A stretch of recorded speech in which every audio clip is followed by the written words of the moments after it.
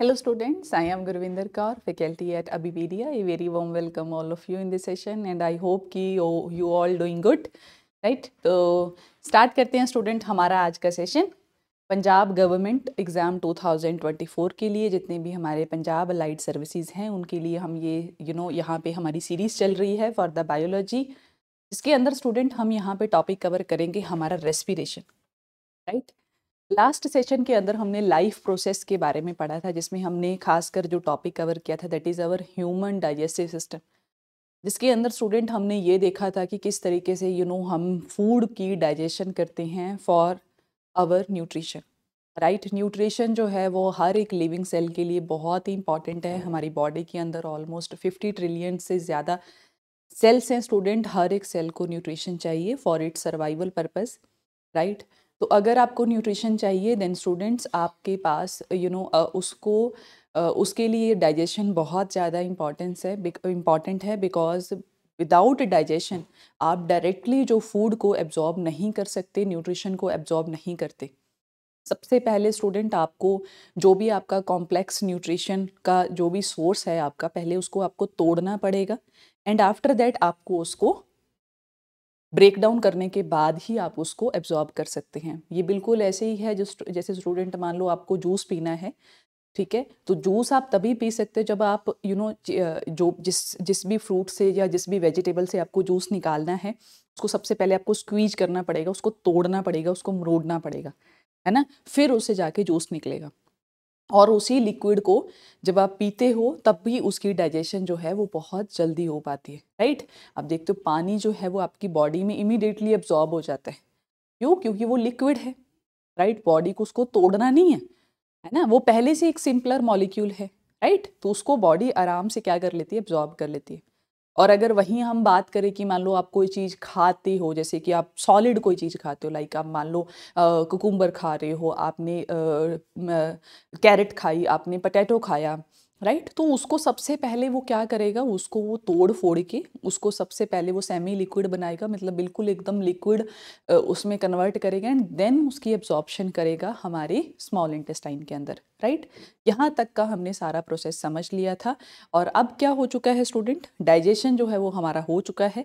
तो अब हम नेक्स्ट प्रोसेस देखते हैं कि हाँ जी, जब सेल के पास न्यूट्रिशन पहुंचता है तब उस सेल जो वो सेल है, हर एक सेल जो हमारी बॉडी की है, उस न्यूट्रिशन का वो करती क्या है, ये बात आज आपको इस लेक्चर के अंदर समझ में आएगी, ठीक है जी। ओके, अगर किसी स्टूडेंट ने मेरा आज का सेशन देख रहा है, वो फर्स्ट टाइम देख रहा है या उसने पहले वाले सेशंस नहीं देखे हैं, सो प्लीज़ आप इस वीडियो को पहले आप पॉज कीजिए, ठीक है। ये वीडियो आपके लिए नहीं है फिर, ठीक है। पहले आप मेरी पहली वाली वीडियो देखिए लाइफ प्रोसेस के ऊपर, जितने भी मेरे पार्ट्स गए हुए हैं, ठीक है, उन सेशंस को आप देखिए, human body and life process. वहाँ पे देखने के बाद आप इस सेशन के ऊपर मूव करना। Respiration is also part of life process. हमने जब life process, human body and life process का पहला लेक्चर आप अगर आप सेशन देखेंगे तो उसके अंदर मैंने लाइफ प्रोसेस के 5 मेन आपको मैंने स्टेप्स बताए थे, जिसके अंदर सबसे पहले हमने न्यूट्रिशन देखा था और सेकंड जो हमने देखा था that is our respiration. Respiration is also a part of हमारा life process. So that's why student, आप ऐसे मत सोचना कि रेस्पिरेशन एक कोई अलग टॉपिक है, नहीं, this is also a part of life process, right. तो स्टार्ट करते हैं हमारा आज का session. Okay, C here student, अभी पीडिया की तरफ से स्टूडेंट है ऑल पंजाब गवर्नमेंट एग्ज़ाम, जितने भी हमारे एग्ज़ाम हैं, चाहे फिर वो नैब तहसीलदार हो, 1 सेकेंड, नैब तहसीलदार हो, पंजाब पटवारी हो, फूड इंस्पेक्टर हो, पंजाब पुलिस कांस्टेबल हो, कोऑपरेटिव इंस्पेक्टर हो, ठीक है। 1 सेकेंड स्टूडेंट, हम्म, चाहे फिर हमारा नैब तहसीलदार का हो, फूड इंस्पेक्टर का हो, कोऑपरेटिव इंस्पेक्टर का हो, पंजाब पटवारी का एग्ज़ाम हो, पंजाब पुलिस का एग्ज़ाम हो, राइट, या फिर हमारा पंजाब पुलिस एसआई का एग्ज़ाम हो, एक्साइज एंड टैक्सेशन इंस्पेक्टर हो, और जितने भी हमारे ऑल पंजाब गवर्नमेंट एग्ज़ाम हैं, इसके लिए हमारा एक बहुत अच्छा इनिशिएटिव है स्टूडेंट। इसमें आपको वीडियो लेक्चर्स मिलेंगे, राइट, आपको पीडीएफ प्रोवाइड की जाएंगी, current affair prelims point of view से आपको एमसीक्यू की वहाँ पे डिस्कशन मिलेगी, एमसीक्यू की फॉर्म में आपको टेस्ट मिलेंगे, ठीक है जी। ओके, तो ये बहुत ही अच्छा हमारा इनिशिएटिव है स्टूडेंट, एंड जो प्राइस है इसका दैट इज़ ओनली 4999 स्टूडेंट। तो आप इसको अवेल कर सकते हैं, लिंक आपको डिस्क्रिप्शन बॉक्स में मिल जाएगा। ठीक है जी, ओके ओके। तो स्टार्ट करते हैं स्टूडेंट हमारा आज का सेशन। स्टार्ट करते हैं हमारी रेस्पिरेशन प्रोसेस से। तो रेस्पिरेशन को समझते हैं स्टूडेंट। तो पहले ही स्टूडेंट आप लाइन पढ़िए यहाँ पे।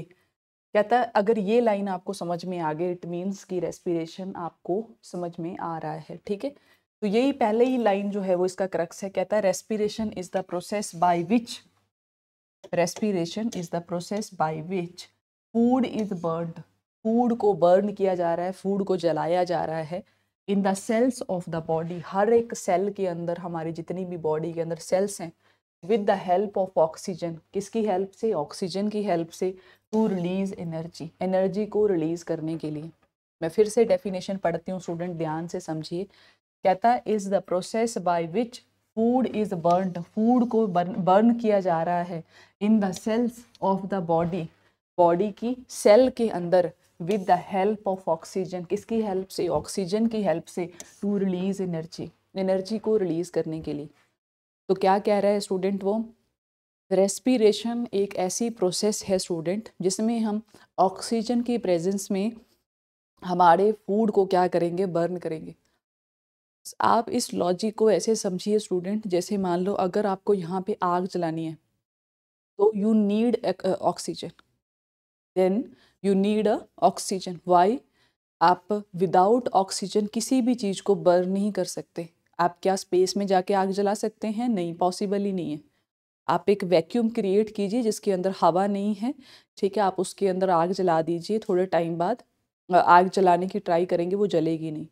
ठीक है, आप एक एक इस तरीके से बंद वो ले लीजिए आप, ठीक है, उसके अंदर आप कैंडल जलाइए, कैंडल तब तक ही जलेगी जब तक कि उसके अंदर ऑक्सीजन है। जैसे ही उसके अंदर की ऑक्सीजन ख़त्म हो जाएगी, आपकी कैंडल जलनी बंद हो जाएगी, वो बुझ जाएगी।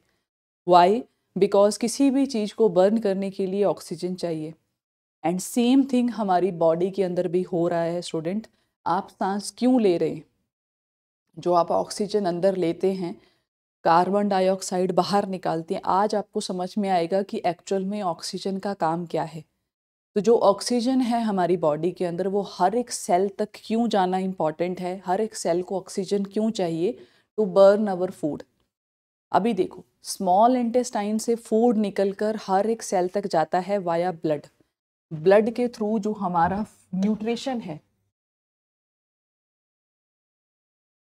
जो हमारा न्यूट्रिशन है स्टूडेंट, वो वाया ब्लड पूरी बॉडी के अंदर चला जाता है। यस और नो, पूरी बॉडी में जाने के बाद वो हर एक सेल तक जाएगा। अब जो वो सेल है वो क्या करेगी, उस फूड को बर्न करेगी student in the presence of oxygen, उसको जलाएगी। और जब जलाएगी तब एनर्जी निकलेगी। जैसे हम किसी चीज़ को जलाते हैं तो उससे हीट और लाइट प्रोड्यूस होती है। यहाँ पे वुड पड़ी हुई है, सबने लोहड़ी सेलिब्रेट की होगी तो पता ही होगा। तो जब हम उसको जलाते हैं तो होता क्या है स्टूडेंट, उसमें से क्या निकलती है, हीट निकलती है, एनर्जी निकलती है ना। Heat is a form of energy. तो सेम चीज़ जब हमारी बॉडी के अंदर फूड को बर्न करती है हमारी सेल, तो उससे क्या रिलीज होती है, एनर्जी रिलीज होती है, जिसको आप डे टू लाइफ में, डे टू अपनी डेली लाइफ के अंदर आप उसको यूज़ करते हैं। यस और नो, ठीक है जी।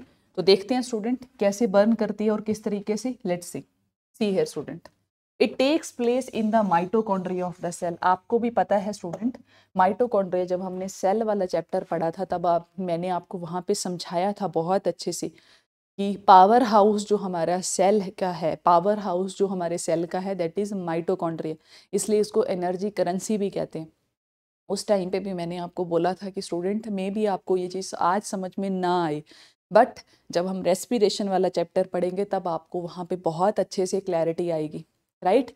तो जो हमारी रेस्पिरेशन होती है स्टूडेंट, ठीक है, जो हमारी रेस्पिरेशन हो रही है, जब हम ऑक्सीजन लेके जाते हैं हमारी हर सेल तक, तो वहाँ पे जो एनर्जी प्रोड्यूस होती है that is with the help of mitochondria. Mitochondria क्या है, एक ऑर्गेनली है किसके अंदर, जो हमारी हर सेल के अंदर प्रेजेंस रहती है। देखिए कैसे यूज होती है। The energy released during the respiration is use to make the ATP molecule.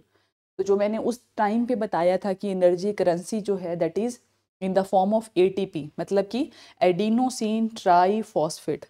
ठीक है, ये किस फॉर्म में बनता है? Is use to make molecules of adenosine phosphate triphosphate from ADP molecules adenosine diphosphate and inorganic phosphate. क्या चीज़ है ये मैं आपको बाद में समझाती हूँ, ये वाली चीज़, पहले आप इधर आइए।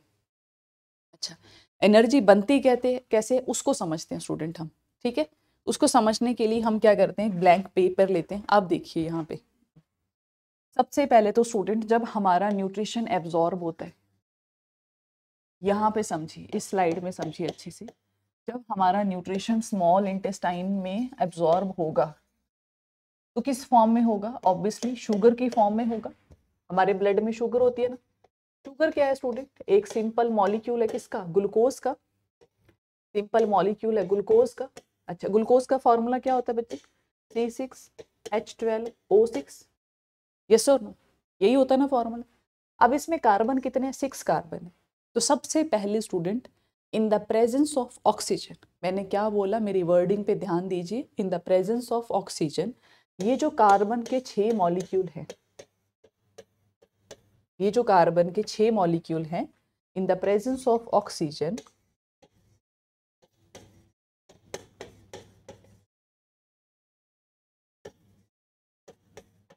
होगा क्या स्टूडेंट? ये जो कार्बन है, ये जो 6 कार्बन है, इनकी क्या होगी? सबसे पहले ब्रेक डाउन होगी। सबसे पहले क्या होगी? ब्रेक डाउन होगी। ठीक है, ब्रेक डाउन होगी स्टूडेंट 3-3 में, मतलब कि बीच में से एक बॉन्ड टूट जाएगा। और यू नो दैट स्टूडेंट, ये बात आप जानते होंगे, अब तक आपको ये बात क्लियर होगी कि जब भी कोई बॉन्ड टूटता है, मतलब कि जब भी कोई बॉन्ड टूटेगा तभी क्या होता है? एनर्जी रिलीज होती है। यस और नो? ये बात आपको पता है, कंफर्म है? तो जब भी कोई बॉन्ड बनता है या टूटता है, क्या रिलीज होती है? एनर्जी रिलीज होती है। आप सन के अंदर देखिए, सन के अंदर इतनी सारी एनर्जी कैसे प्रोड्यूस हो रही है? With the help of bond formation. Hydrogen hydrogen molecule आपस में जुड़ के हीलियम बना रहे हैं, जिसकी वजह से लॉट्स ऑफ एनर्जी प्रोड्यूस हो रही है वहाँ पे। सेम चीज़ स्टार्स के अंदर भी ऐसा ही हो रहा है। फ्यूज़न और फिशन, आपने 2 रिएक्शन ज़रूर सुनी होंगी। फिशन का मतलब होता है ब्रेक डाउन। जब कोई भी मॉलिक्यूल टूटता है, मान लो इवन आप ऑक्सीजन, आप अगर वाटर मॉलिक्यूल को भी तोड़ोगे, मतलब कि हाइड्रोजन अलग करोगे, ऑक्सीजन अलग करोगे, तब भी बहुत सारी एनर्जी रिलीज होगी। ठीक है जी, ओके। तो ठीक है, तो जब यहाँ पे बॉन्ड टूटता है, ठीक है, इसके बाद ये जो 3-3 कार्बन का जो मॉलिक्यूल बनता है, इसको हम कहते हैं पाइरूवेट। इसको हम क्या कहते हैं? पाइरूवेट। ठीक है, पाइरूवेट कहते हैं स्टूडेंट। अब पाइरूवेट जो है वो फिर से ऑक्सीजन की प्रेजेंस में फिर से टूटेगा। तो अब हमारे पास कार्बन कितने हैं? 3-3 हैं, मतलब 6 की जगह पे 3 रह गए। फिर से यहाँ पे इनकी ब्रेक डाउन होगी, फर्दर फिर से ब्रेक डाउन होगी इन द प्रेजेंस ऑफ ऑक्सीजन, मतलब कि ये 2 स्टेप प्रोसेस है। ठीक है, मैं दोबारा से यहाँ पे वापस से लिखती हूँ स्टूडेंट। ठीक है, पहले आप इसको समझ लीजिए। चलो थोड़ा देख लीजिए, पॉज करके थोड़ा सा देख लीजिए। मैं साइड में हो जाती हूँ, आप चाहो तो स्क्रीनशॉट भी ले सकते हैं। तो देखिए, मैं फिर से इसको, चलो मैं थोड़ा रब कर देती हूँ, वापस से लिखते हैं हम इसको। तो सबसे पहले क्या हुआ स्टूडेंट? हमारा जो ग्लूकोज है, हमारा जो ग्लूकोज है, दैट इज अवर C6H12O6, इसकी सबसे पहले हुई ब्रेक डाउन, मतलब कि हमारे पास 6 कार्बन हैं, 3-3 कार्बन क्या हो जाएंगे? ब्रेक हो जाएंगे। ठीक है, जिसको हम क्या कहते हैं? हमारा पाइरूवेट। ठीक है, पाइरूवेट जो है, अच्छा यहाँ पे भी क्या है? In the presence of oxygen, ये बात आप याद रखना। फिर से ऑक्सीजन को हम यूज करेंगे और पाइरूवेट को फर्दर फिर से ब्रेक करेंगे। अब हमारे पास कितने कार्बन है? 3। वो वापस से फिर से टूटेंगे तो क्या रिलीज होगी? यहाँ पे भी एनर्जी रिलीज होगी और वापस से यहाँ पे भी एनर्जी रिलीज होगी। ठीक है, एनर्जी रिलीज होगी। अब यहाँ पे क्या बनेगा हमारे पास? जो वेस्ट बनेगा that is CO2, carbon dioxide plus water plus energy. ठीक है, प्लस क्या रिलीज होगी? एनर्जी रिलीज होगी। ये जो CO2 है इसको हम एक्सेल कर देंगे, इसको हम क्या कर देंगे? एक्सेल कर देंगे, क्योंकि हमारे किसी काम का है नहीं। जब हम ब्रीदिंग करते हैं, तो जब हम इस तरीके से ब्रीदिंग करते हैं तो क्या लेते हैं? ऑक्सीजन लेते हैं। जब हम एक्सेल करते हैं तो क्या बाहर निकालते हैं? कार्बन डाइऑक्साइड, यस और नो? तो वो यही कार्बन डाइऑक्साइड है स्टूडेंट। तो ये प्रोसेस जब हो रहा है हमारे हर एक सेल के अंदर, तब ये कार्बन डाइऑक्साइड बन रही है जिसको हम रिलीज कर रहे हैं। इज दैट क्लियर, यस और no? Is that clear, yes और नो? बताइए। तो मैं थोड़ा साइड में हो जाती हूँ, आप चाहो तो स्क्रीनशॉट ले लीजिए या फिर आप थोड़ा समझ लीजिए अच्छे से। ठीक है, पॉज लीजिए स्टूडेंट 2 सेकंड का और फिर इसको समझिए। क्लियर है ये बात आपको? ठीक है जी, अगर ये बात क्लियर है तो चलते हैं फिर आगे। अब देखिए आप यहाँ पे देखिए। ठीक है, ओके, इस रिएक्शन को समझिए आप, यहाँ पे समझिए। पहले सिर्फ इस रिएक्शन पे आइए आप, यहाँ पे सिर्फ इसको समझना आपको, ऊपर वाला नहीं पढ़ना, उसको बाद में समझते हैं, पहले यहाँ पे देखिए। तो सबसे पहले क्या होता है, ग्लूकोज। ग्लूकोज का फॉर्मूला क्या होता है हमारे पास, C6H12O6। तो ग्लूकोज जो है वो पायरुवेट में कन्वर्ट होगी student in the presence of oxygen. और ये सब कुछ कहाँ पे चलेगा, जो हमारे सेल के अंदर साइटोप्लाज्म प्रेजेंट होता है, जो एक मैट्रिक्स टाइप का फ्लूइड प्रेजेंट होता है। आपको पता है, मैंने आपको सेल वाले चैप्टर में ऑलरेडी समझा चुकी हूँ मैं आपको। ठीक है, तो क्या बनेगा हमारे पास, बनेगा पायरुवेट। ठीक है, पायरुवेट में अभी भी क्या होता है, 3-3 कार्बन के अभी भी बॉन्ड हैं, प्रेजेंट रहते हैं। ठीक है, फिर से ऑक्सीजन की प्रेजेंस में अब ये वाली जो रिएक्शन है that is occur in our mitochondria. ठीक है, माइटोकॉन्ड्रिया के अंदर वापस से ब्रेकडाउन होगी पायरुवेट की और हमारे पास बनेगा CO2 H2O plus energy. CO2 H2O plus energy. ये बात करना समझ में आई, यस और नो? तो वापस से चलते, अब आपको समझ में आएगा। देखिए, the energy release during the respiration, जो एनर्जी रिलीज हुई ना हमारी CO2 plus water plus energy, उस एनर्जी की बात कर रही, is use to make ATP molecule. क्या किया जाता है, उस एनर्जी को यूज करके हम ATP मॉलिक्यूल बना देते हैं, जिसकी फुल फॉर्म है एडिनोसिन ट्राइफॉस्फेट। किससे बनाते हैं, ADP मॉलिक्यूल से बनाते हैं। एडिनोसिन डाइफॉस्फेट प्लस एक इनऑर्गेनिक फॉस्फेट जो है वो उसके साथ जुड़ के ATP बना लेते हैं। और इस ATP को हम क्या करते हैं, हमारी सेल जो है वो उसको स्टोर करके रख लेगी। जब भी सेल को एनर्जी की जरूरत पड़ेगी वो इस ATP को वापस से क्या कर लेगी, ब्रेक कर लेगी। तो जब भी कोई बॉन्ड टूटेगा या बनेगा, एनर्जी रिलीज होगी, हमारी एनर्जी बनेगी। तो ADP plus phosphate from respiration energy बनी, ATP की फॉर्म में हमने उसको स्टोर करके रख लिया। हमारी सेल जो है उसको स्टोर करके रख लेगी। फिर जब हम चलेंगे, मान लो जब हम बैठे हुए हैं इस टाइम पे कोई काम नहीं कर रहे, तो एनर्जी क्या रहती है, स्टोर होती रहती है हमारे सेल्स में। सुबह जब हम उठते हैं तो कितने एनर्जाइज होते हैं ना, पूरी एनर्जी होती है हमारे अंदर। वाई, क्योंकि पूरी रात में सारा जो न्यूट्रिशन है उसको क्या कर लिया, सेल्स ने एब्जॉर्ब करके क्या बना लिया, एनर्जी बना ली। सबके पास अब एनर्जी है जिसको हम पूरे दिन में क्या करेंगे, यूटिलाइज करेंगे। यस और नो? तो उसको हम क्या करेंगे, यूज करेंगे। फिर क्या होगा, energy is used in the cells in the form of ATP। Energy को हम स्टोर कर लेंगे इसमें, सेल के अंदर, in the form of ATP molecule. When the cells need energy, जब भी सेल को एनर्जी की नीड पड़ेगी, मान लो अभी फिलहाल आप अपना दिमाग यूज़ नहीं कर रहे, फिर पेपर आएगा, फिर आप अपना बहुत सारा दिमाग यूज़ करोगे, ये भी पढ़ोगे वो भी पढ़ोगे सब पढ़ोगे, है ना? तब क्या करोगे आप, ब्रेन की जितनी भी सेल्स हैं उनको सबको काम पे लगा दोगे, है ना? अगर मन नहीं भी कर रहा है पढ़ने का, तब भी करोगे आप, राइट? तो need energy, ATP is broken down. ATP को हम तोड़ लेंगे इन द प्रेजेंस ऑफ वाटर। अच्छा, वाटर की प्रेजेंस में तोड़ लेंगे, किसमें, ADP में, और वापस से हमारी एनर्जी जो है वो रिलीज हो जाएगी। ठीक है, तो जब भी हमें एनर्जी चाहिए होगी तो हम क्या करेंगे, जो स्टोर फॉर्म ऑफ एनर्जी है उसको हमने स्टोर्ड करके रखा, stored form of energy, stored form of energy, इसको हम क्या कर लेंगे, वाटर की प्रेजेंस में, वाटर की प्रेजेंस में हम क्या करेंगे, ADP में हम इसको तोड़ लेंगे प्लस एनर्जी। ठीक है, ADP प्लस एनर्जी। ठीक है, तो टाइप्स ऑफ रेस्पिरेशन देखते हैं स्टूडेंट।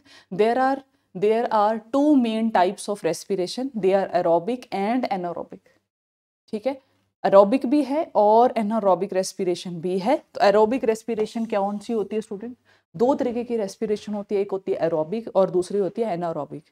एरोबिक का मतलब है जैसे हम एरोबिक रेस्पिरेशन करते हैं, मतलब कि हम लोग क्या यूज करते हैं, हम यूज करते हैं ऑक्सीजन, है ना? ऑक्सीजन की प्रेजेंस में हम अपनी एनर्जी बनाते हैं। और जो विदाउट ऑक्सीजन ग्रो करते हैं उनको हम क्या बोलते हैं, एनारोबिक रेस्पिरेशन की मतलब वो क्या कर रहे हैं, विदाउट ऑक्सीजन की प्रेजेंस में वो क्या कर रहे हैं, एनर्जी प्रोड्यूस कर रहे हैं। यस और नो? ठीक है, ये बात क्लियर हुई आपको? ठीक है जी। तो एरोबिक रेस्पिरेशन मतलब कि takes place in the presence of oxygen, it produces more energy, ज्यादा एनर्जी बनेगी। The end products are carbon dioxide. कौन सा होगा एंड प्रोडक्ट? क्या होगा? Carbon dioxide, water and energy.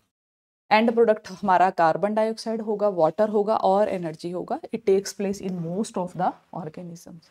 जैसे हमारे सॉइल में रहने वाले बैक्टीरिया हैं, या मान लो वो ऐसी जगह पे बैक्टीरिया प्रेजेंस हैं, या मतलब मान लो कोई और ऑर्गेनिज्म है जहाँ पे ऑक्सीजन प्रेजेंस नहीं है, ऑक्सीजन की प्रेजेंस नहीं है, बट फिर भी वो सर्वाइव करते हैं। आप देखो वहाँ पे ऑर्गेनिजम्स सर्वाइव करते हैं, तो कैसे करते हैं? विदाउट ऑक्सीजन वो क्या करते रहते हैं, एनारोबिकली एनर्जी प्रोड्यूस करते रहते हैं। ठीक है, ओके। तो देखते in aerobic respiration glucose is converted into pyruvate, ये बात हमने समझ ली, in the cytoplasm and in the presence of oxygen. Then in the presence of oxygen, pyruvate is converted into carbon dioxide, water and energy in the mitochondria. ये हमने चीज पहले he understood कर ली है बहुत अच्छे से, तो वापस इसको समझने की हमें नीड नहीं है। आगे बढ़ते हैं। अच्छा, एनारोबिक रेस्पिरेशन क्या होती है?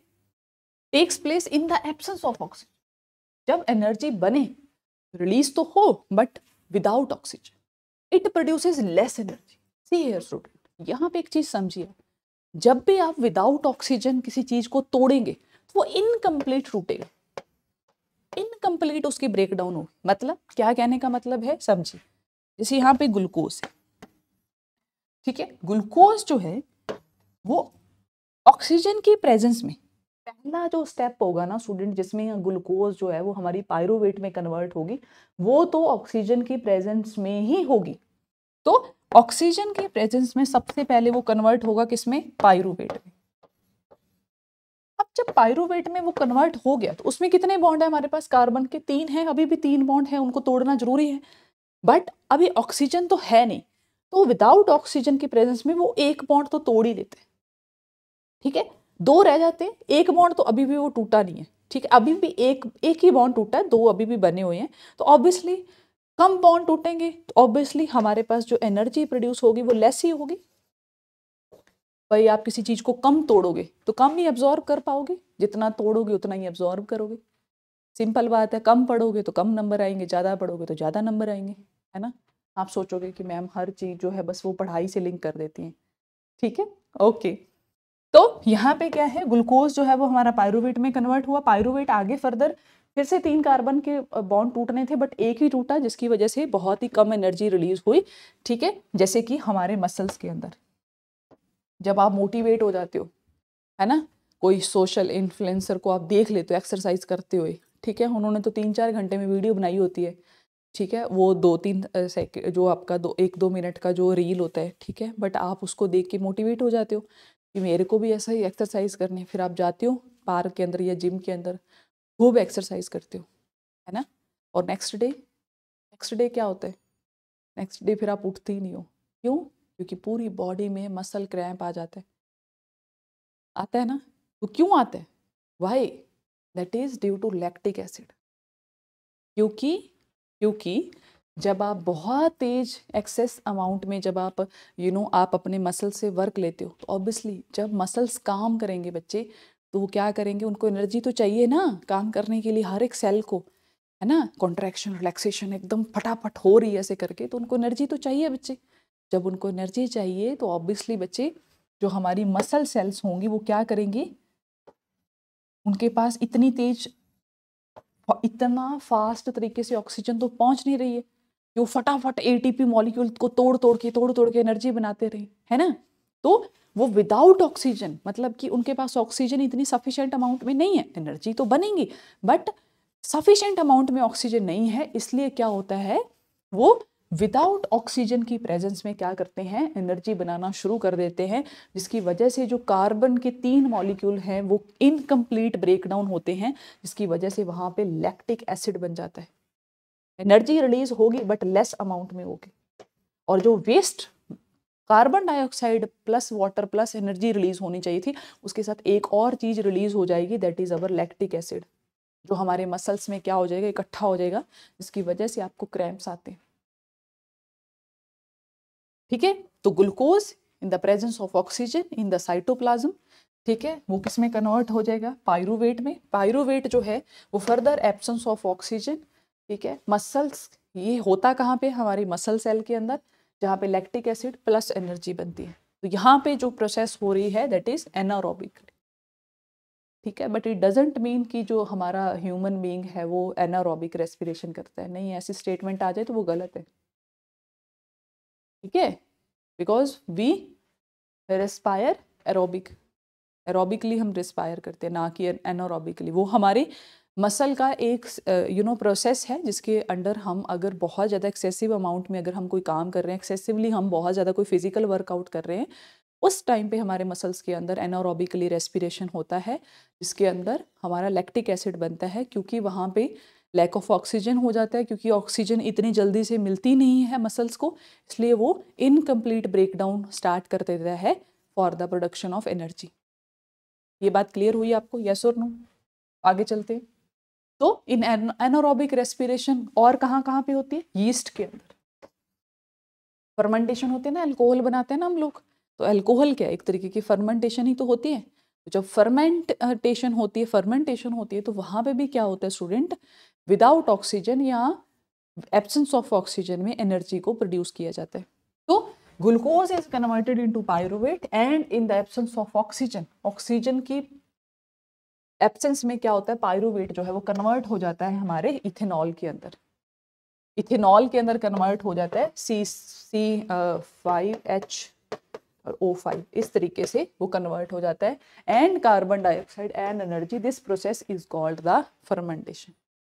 ठीक है, घरों में देसी दारू बनते हुए तो आपने देखा ही होगा कभी ना कभी, है ना, तो वो कैसे बनाते हैं, ऐसे ही बनाते हैं फर्मेंटेशन के थ्रू ही। ठीक है, फर्मेंटेशन होता है, उसमें क्या होता है, आप क्या करते हो, किसी जूस को लेकर, मान लो आपने ग्रेप्स का जूस लिया या फिर आपने गुड़ वगैरह जो भी लेते हैं, ठीक है, उसको आप क्या करते हो, उसको अच्छे से टाइटली बांध बांध करके उसको आप एक हॉट कंडीशन में रख देते हो, और कुछ दिन बाद क्या करते हो, उसको आप निकाल कर एंड आफ्टर दैट आप क्या करते हो, उसमें से डिस्टिलेशन करते हो और अल्कोहल को अलग कर लेते हो और बाकी वेस्ट को आप अलग कर लेते हो उसमें से, राइट, यस और नो? ठीक है जी, तो इज कॉल्ड फर्मेंटेशन। ग्लूकोज जो है that is in the presence of oxygen in the cytoplasm, वो कन्वर्ट होती है पायरूवेट में, और फिर एब्सेंस ऑफ ऑक्सीजन में इन यीस्ट वो कन्वर्ट हो जाती है इथेनॉल के अंदर। ठीक है, ये सारी प्रोसेस कहाँ पे चलती है, यीस्ट के अंदर, और CO2 प्लस एनर्जी यहाँ पे रिलीज होती है। क्लियर आपको ये बात, यस और नो? ठीक है जी, ओके, ठीक है। तो ये कुछ एक चार्ट है स्टूडेंट मेरे पास, आप इसको अच्छे से लर्न कर सकते हैं इस चार्ट के थ्रू। क्या है समझ लेते हैं। देखिए, सबसे पहले हम बात करते हैं प्रेजेंस ऑफ ऑक्सीजन में। तो प्रेजेंस ऑफ ऑक्सीजन वाली प्रोसेस को हम ग्लाइकोलाइसिस भी कहते हैं, जो हमारी बॉडी में होता है। होता क्या है, ग्लूकोज जो है वो सबसे पहले पायरूवेट में कन्वर्ट होगी, प्लस एनर्जी निकलेगी इन द प्रेजेंस ऑफ ऑक्सीजन। फिर हमारा माइटोकॉन्ड्रिया के अंदर presence of oxygen, CO2 plus H2O plus energy release. अगर बात करूं मैं मसल सेल्स की, तो वहां पे भी क्या होता है, in the absence of oxygen क्या बनता है स्टूडेंट, लैक्टिक एसिड बनता है, C3H6O3 lactic acid plus energy release होती है, क्योंकि हम फिजिकल वर्क कर रहे हैं, बहुत ज़्यादा एक्सेसिव अमाउंट में हम यहाँ पे वर्कआउट कर रहे हैं, जिसकी वजह से मसल्स के अंदर ऑक्सीजन की कमी हो जाती है, जिसकी वजह से वहाँ पे लैक्टिक एसिड बनता है, जिसका फॉर्मूला होता है C6H6C3H6O3। क्लियर है? नेक्स्ट है हमारा यीस्ट के अंदर, जैसे कि हम अल्कोहल वगैरह फर्मेंटेशन जो हम करते हैं, किसी भी लिक्विड को, इसी को हम, आपको भी पता है किसी फ्लूइड को आप क्या करते हो, फर्मेंट करते हो, तो उसका फॉर्मूला क्या होता है, सॉरी पीछे फॉर्मूला मैंने गलत बता दिया, C2H5OH। ठीक है, तो C2H5OH, ठीक है, तो that is the formula of ethanol plus CO2 plus energy. तो ये किस में हो रहा है, हमारा यीस्ट के अंदर हो रहा है। ये बात क्लियर है आपको, यस और नो? तो देख लीजिए एक बार के लिए ये टॉप आप चार्ट, चाहो तो स्क्रीनशॉट भी ले सकते हो। हाँ जी, हाँ जी, समझ में आया ये बात आपको, क्लियर है आपको? तो इसको हम बोलते हैं ग्लाइकोलाइसिस। जब हम ऑक्सीजन की प्रेजेंस में कर रहे हैं then we called it as the glycolysis. दो ही चीज़ें हैं, दो ही केस बनते हैं जब हमारे ऑक्सीजन की एब्सेंस होती है। पहला हमारे मसल सेल के अंदर, ठीक है, मसल्स के अंदर जब आप बहुत ज़्यादा वर्कआउट करते हो तब आपका लैक्टिक एसिड बनता है, that is due to the incomplete breakdown of our pyruvate molecule. ठीक है, एक हमारा यीस्ट के अंदर है जहाँ पे विदाउट ऑक्सीजन की प्रेजेंस में हम प्रोड्यूस करते हैं ethanol plus CO2 plus energy. But दोनों ही केसेस में, इन दोनों केसेस में एनर्जी जो है वो कम प्रोड्यूस होगी, एनर्जी जो होगी ना स्टूडेंट वो लेस प्रोड्यूस होगी। ये बात आपको बिल्कुल एकदम 100% याद होनी ही चाहिए, क्योंकि यहाँ पे इनकम्प्लीट ब्रेकडाउन हो रही है आपके मॉलिक्यूल की। ठीक है, ओके, क्लियर आपको? ठीक है जी, अगर क्लियर है ये वाला सेशन तो इसको हम करते हैं यहाँ पे ओवर। नेक्स्ट रेस्पिरेशन जो हमारी ह्यूमन बॉडी की रेस्पिरेशन है उसको करेंगे हम नेक्स्ट चैप्टर के अंदर। ठीक है जी, हमारा नेक्स्ट सेशन के अंदर। ओके जी, ठीक है जी, ओके ओके। तो इसी के साथ स्टूडेंट मैं ये सेशन यहाँ पे कर रही हूँ over. Thank you so much, have a nice day.